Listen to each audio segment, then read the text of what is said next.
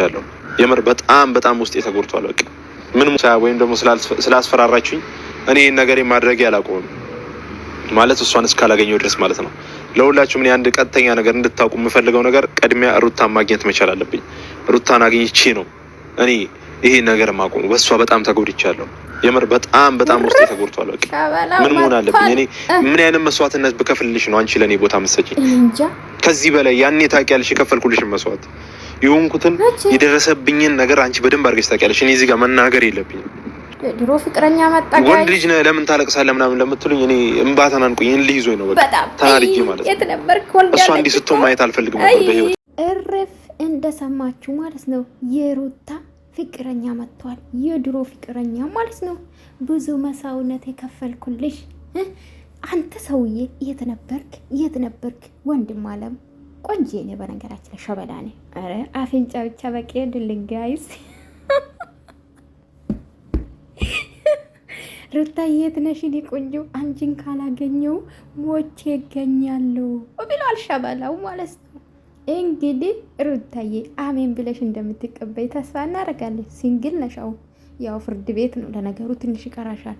በፍርድ ቤት የተያዘ አላለቅም። እንግዲህ ውዶቼ ማለት ነው ያብረሽ ልልኮ ነው። እንግዲህ ውዶቼ የሩታዬ ማለት ነው የንግስቷ የቲክቶከሮች የዩቱበሮች ንግስቷ ማለት ነው ጋይስ። የቲክቶክስ አይደለም ገና አሁን ነው መጣችሁ። የዩቱብ ንግስቷ ማለት ነው አፍቃሪ መጥቷል። ሩታን ካላገኘው የምታስፈራረኝ ማንም አልሰማችሁም ብሏል። ሰላም ውድ ቤተሰቦቼ እንዴት ናችሁ? ደህና ናችሁ? ይሄ ሰበር ዜና ሰማችሁ ወይስ እኔ ብቻ ነኝ የሰማሁት ጋይስ? ሸበላው መጥቷል ጋይስ። ሩታ እየተዘጋጀ እንግዲህ ተዘጋጀ። እንድርሻለን እንደ በፊቱ እንደ ባለፈው እንድርሻለን። አሁን ባለፈው የተዳርሹ ዱባይ አይደለ? አሁን ደግሞ ሩታዬ ነው ውድ ማለት ነው። እንግዲህ የት ነው? ካናዳ መሆን አለበት። ካናዳ ስፖንሰር እንፈልጋለን አይመስላችሁም? እና ወዶቼ ቪዲዮ ከወደዳችሁ ላይክ፣ ሰብስክራይብ ማድረጋችሁ እንዳትረሱ።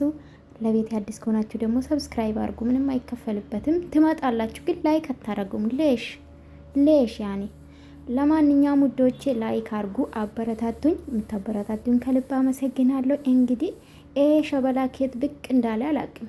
የድሮ ፍቅረኛ ነው መሰለኝ፣ አዲስ አይመስልኝም በነገራችን ላይ። ለምን ብዙ መስዋዕትነት ከፍዬልሻለሁ ምናምን የሚል ትንሽ ስለሰማው ማለት ነው። የኔ ውዶች የድሮ ይሁን አላቅም። እንግዲህ የድሮ ላይፍ ይኖራታል ብላለች እሷም።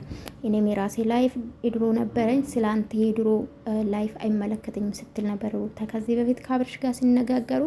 እንግዲህ አብርሽዬ ማለት ነው አንተ ዘና ፈታ ስትልባት ማለት ነው ሌላ ሸበላ መጥቶ ሊቀም ነው እንግዲህ ከነ ልጁ ነው የሚወስዱ። መቼም አንተ ሰውዬ ሀለ ልጅ አንሰጥም ሩታ ማለት ነው። ከነ ልጁ ነው ከተቀበልክ ገባ አይደለ? በቂ ማስተዳደራ መኖር አለብክ ማለት ነው። ከዛ ውጭ ሩታ ኔቨር ኤቨር አንሰጥም። አንሰጥም።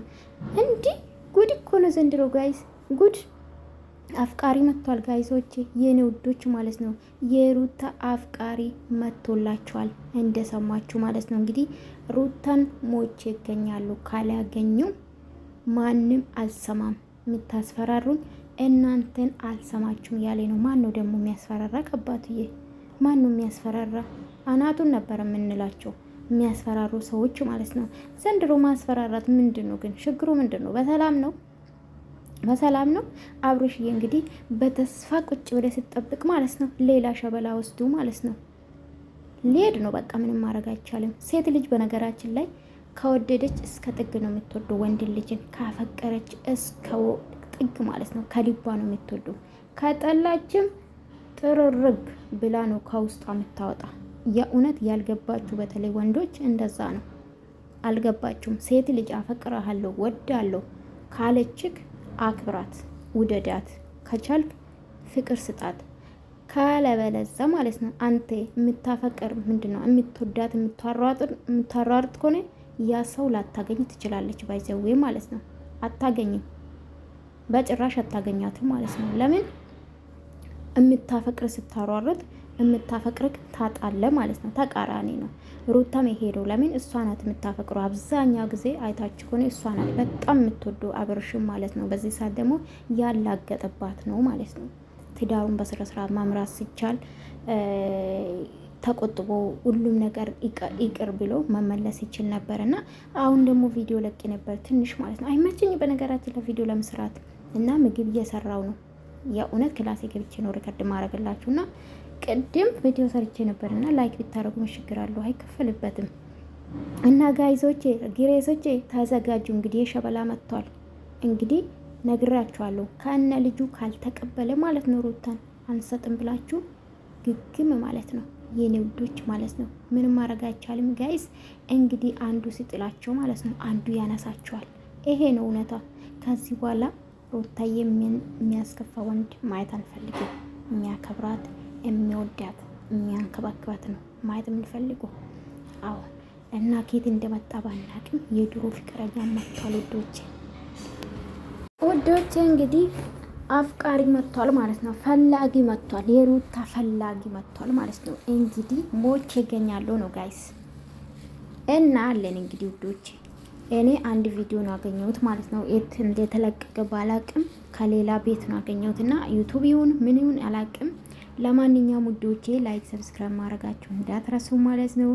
የሩታዬ አፍቃሪ መጥቷል። ግሬስ ፋሚሊ ትቀበላላችሁ ይሄ ልጅ ወይስ ለመፈመስ ነው? ኢማንም ለመፈመስ ነው እንጂ ሩታን ወዷት አይደለም። ታውቃላችሁ ብዙ ሰው ለመፈመስ ብዙ ነገር ያደርጋሉና ለማንኛውም ውዶቼ ላይክ ሰብስክራይብ ማድረጋችሁ እንዳትረሱ። መጥቷል አፍቃሪ ጋይስ።